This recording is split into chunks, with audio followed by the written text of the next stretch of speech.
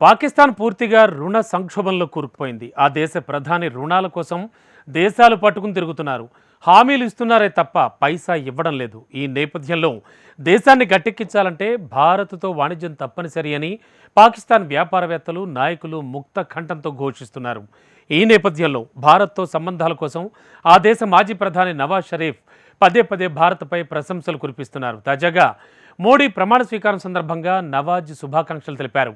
ఈ సందర్భంగా ఇరు దేశాల దౌత్య సంబంధాలకు ఎత్తించాలని మోడీని కోరారు. అయితే నైబర్స్ ఫస్ట్ అంటోన్న భారత్ పాకిస్తాన్తో దౌత్య సంబంధాలు రెడీ అంటుందా? పాకిస్తాన్ విషయంలో భారత్ ఎలాంటి విధానాన్ని అనుసరిస్తోంది? Watch the story. పాకిస్తాన్తో భారత్ స్నేహానికి సిద్ధమైందా? మోడీకి షరీఫ్ సోదరుడు ఎలాంటి సందేశం ఇస్తున్నారు? ఉగ్రవాదానికి పాకిస్తాన్ చరమగీతం పాడుతుందా? భారత్తో సత్సంబంధాల కోసం పాకిస్తాన్ యత్నిస్తోంది. తాజాగా ఆ దేశ మాజీ ప్రధాని నవాజ్ షరీఫ్ నేరుగా భారత ప్రధానిని సంప్రదించారు. సోషల్ మీడియాలో నవాజ్ షరీఫ్ ఓ సందేశాన్ని పోస్ట్ చేశారు. మూడోసారిగా ప్రధానిగా బాధ్యతలు చేపట్టిన నరేంద్ర మోడీకి ఆయన శుభాకాంక్షలు తెలిపారు. ఆయన సందేశంలో విద్వేషం స్థానంలో ఆశలను నింపాలని ప్రధాని మోడీని కోరారు. దక్షిణాసియాలోని 200 కోట్ల ప్రజల భవిష్యత్తును రూపొందించే అవకాశాన్ని ఉపయోగించుకోవాలని ఆకాంక్షించారు. సింపుల్ గా చెప్పాలంటే ఇరు దేశాలు చర్చలు చేపట్టాలని నవాజ్ కోరుతున్నారు. 2 గంటల్లోనే నవాజ్ షరీఫ్ సందేశానికి ప్రధాని నరేంద్ర మోడీ స్పందించారు. మోడీ సందేశంలో ఊహించని వ్యాఖ్యలు కనిపించాయి. ఎల్లప్పుడూ భారతీయులకు భద్రతను కల్పించడమే తమ ప్రాధాన్యమని ప్రధాని మోడీ చెప్పారు. దీర్ఘకాలికంగా భారత్ పదే పదే ఈ విషయాన్ని పాకిస్తాన్ కు చెబుతోంది. ఉగ్రవాదం చర్చలు కలిసి జరగవని భారత్ పలుమార్లు స్పష్టం చేసింది. ఈ వారం జరిగిన ఘటనతో ఈ విషయంలో భారత్ మరింత కఠినంగా ఉండే అవకాశం ఉంది. జమ్మూ కశ్మీర్ లో మళ్లీ ఉగ్రదాడి జరిగింది. రియాసీలో యాత్రికులు వెళుతున్న బస్సుపై ఉగ్రవాదులు దాడి చేశారు. ఈ దాడిలో 9 మంది దుర్మరణం పాలయ్యారు. 30 మందికి పైగా ప్రయాణికులు గాయపడ్డారు. ప్రధాని నరేంద్ర మోడీ మంత్రులు ప్రమాణ స్వీకారం చేస్తున్న రోజునే ఉగ్రవాదులు దాడికి దిగారు. ఈ దాడికి దిగిన ఉగ్రవాదులకు పాకిస్తాన్తో సంబంధాలు ఉన్నట్టు తేలింది. ప్రధానంగా లష్కరే తోయిబా ఉగ్రవాద సంస్థతో లింకులు ఉన్న టెర్రరిస్టులే జమ్మూ కశ్మీర్లో దాడికి దిగినట్టు తెలిసింది. 2008లో ఇదే గ్రూప్ ముంబై దాడులకు దిగింది. ఈ నేపథ్యంలో పాకిస్తాన్ విషయంలో అనుసరించే విధానంలో భారత్ ఏమాత్రం వెనక్కి తగ్గే అవకాశాలు లేవు. ప్రధాని నరేంద్ర మోడీకి పాకిస్తాన్ ప్రధాని షహబాజ్ షరీఫ్ నుంచి కూడా సందేశం వచ్చింది. షహబాజ్ షరీఫ్ స్వయానా నవాజ్ షరీఫ్ కు తమ్ముడు. ఇరువురు నాయకులు తమ సందేశాలను చాలా క్లుప్తంగా ఇచ్చారు. షహబాజ్ మాత్రం కేవలం ఒక్క లైన్ సందేశానికే పరిమితమయ్యారు. పాకిస్తాన్ విషయంలో భారత ప్రభుత్వం విధానాలను మరోసారి విదేశాంగ మంత్రి ఎస్ జయశంకర్ స్పష్టంగా వెల్లడించారు. ఉగ్రవాదాన్ని రెచ్చగొట్టే పాకిస్తాన్తో సత్సంబంధాలు ఎలా సాధ్యమని జయశంకర్ ప్రశ్నించారు. ఉగ్రవాదాన్ని అంతమొందిస్తేనే ఆ దేశంతో చర్చలకు అవకాశం ఉంటుందని తేల్చి చెప్పారు. అయితే భారత్తో సత్సంబంధాల కోసం నవాజ్ షరీఫ్ వ్యాఖ్యలు చేయడం ఇదేమీ తొలిసారి కాదు.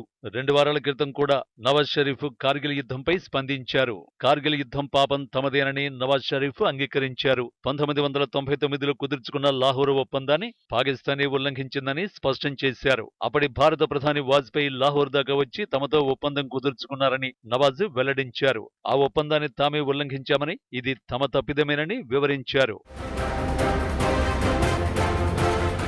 నవాజ్ షరీఫ్ కంటే ముందు ఆయన కూతురు మరియం నవాజ్ కూడా ఇరు దేశాల చర్చలకు పిలుపునిచ్చారు. పొరుగు దేశాలు యుద్ధాలకు దిగరాదని, స్నేహానికి తలుపులు తెరవాలని సూచించారు. అయితే పాకిస్తాన్ నాయకులు పిలుపులను ప్రధాని మోడీ నమ్మడం లేదు. 2014లో తొలిసారి ప్రధానిగా బాధ్యతలు చేపట్టనున్న మోడీ తన ప్రమాణ స్వీకార కార్యక్రమానికి నవాజ్ షరీఫ్ ను ఆహ్వానించారు. 2015లో హఠాత్తుగా ప్రధాని మోడీ లాహోర్లో ప్రత్యక్షమయ్యారు. నవాజ్ షరీఫ్ పుట్టినరోజు సందర్భంగా శుభాకాంక్షలు తెలిపారు.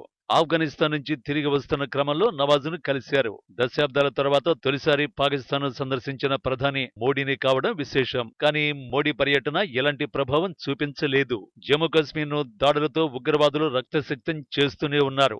2016లో ఊరిలోని భారతీయ మిలిటరీ స్థావరంపై దాడి జరిగింది. 2019లో పుల్వామాలో భారతీయ సైన్యాన్ని లక్ష్యంగా చేసుకుని ఉగ్రవాదులు ఆత్మాహుతి దాడికి దిగారు. దీంతో ఇరు దేశాల మధ్య ద్వైపాక్షిక సంబంధాలు పూర్తిగా తెగిపోయాయి. 2019 తర్వాత ఇరు దేశాల్లోని రాజధానుల్లో హైకమిషనర్ల నియామకాన్ని నిలిపేశాయి. జమ్మూ కశ్మీర్ కు స్వయం ప్రతిపత్తిని కల్పించే ఆర్టికల్ 370ని భారత ప్రభుత్వం రద్దు చేసింది. దీనికి నిరసనగా పాకిస్తాన్ తమ హైకమిషనర్ను వెనక్కి పిలిచింది. అప్పటి నుంచి ఇరు దేశాల మధ్య ద్వైపాక్షిక వాణిజ్య సంబంధాలు కూడా పూర్తిగా నిలిచిపోయాయి. 5 ఏళ్ల తర్వాత ఇప్పుడు పాకిస్తాన్ నాయకులు భారత్తో సంబంధాల పునరుద్ధరణకు యత్నిస్తున్నారు. అదే సమయంలో భారత్ను పాకిస్తాన్ కవ్విస్తోంది. వారం రోజుల క్రితం పాకిస్తాన్ ప్రధాని షెహబాజ్ షరీఫ్ బీజింగ్ ను సందర్శించారు. కశ్మీర్పై చైనా ఉమ్మడి ప్రకటనను విడుదల చేసింది. ఈ ప్రకటనలో ఏముంది అంటే, కశ్మీర్ విషయంలో ఏకపక్షంగా తీసుకునే ఏ నిర్ణయాన్నైనా తాము వ్యతిరేకిస్తామని తెలిపే. అంటే జమ్మూ కశ్మీర్పై భారత హక్కులను ఆ రెండు దేశాలు సవాల్ చేస్తున్నాయన్నమాట. అంతేకాదు ఇది భారత సార్వభౌమాధికారాన్ని కూడా ప్రశ్నిస్తున్నాయి. అయితే ఈ ఉమ్మడి ప్రకటనను వెంటనే భారత్ ఖండించింది. భారత్ నుంచి విడదీయలేని భాగం జమ్మూ కశ్మీర్ అని ఢిల్లీ తేల్చి చెప్పింది. తాజాగా భారత విదేశీ వ్యవహారాల శాఖ మంత్రి జయశంకర్ నేరుగా పాకిస్తాన్ విషయాన్ని ప్రస్తావించారు. సీమాంతర ఉగ్రవాదాన్ని పాకిస్తాన్ నిలిపేసే వరకు ఆ దేశంతో ఎలాంటి చర్చలు ఉండవని క్లారిటీగా చెప్పారు. అయినా పాకిస్తాన్ మాత్రం పట్టించుకోవడం లేదు. ఆ దేశం అప్పుల్లో కూరుకుపోయిన ఉగ్రవాదాన్ని మాత్రం రెచ్చగొడుతోంది. భారత్పై పదే పదే ఉగ్ర విషయాన్ని కక్కుతోంది. సొంత దేశంలో అదే ఉగ్రవాదం కాటేస్తున్నా ఇస్లామాబాద్ కు కనిపించడం లేదు.